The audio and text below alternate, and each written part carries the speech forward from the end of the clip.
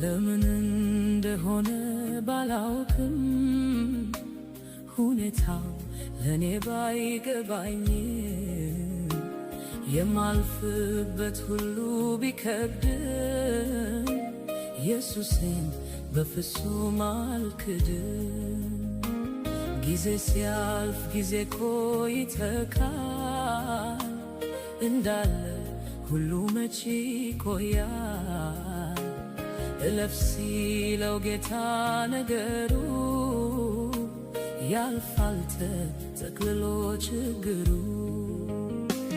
በአምላኬ የተረዳሁ በክንዱ የተደገፍኩት ጸንቼ ቆምኩኝ ተዘልዬ አለሁኝ ይሄው ቀና ብዬ።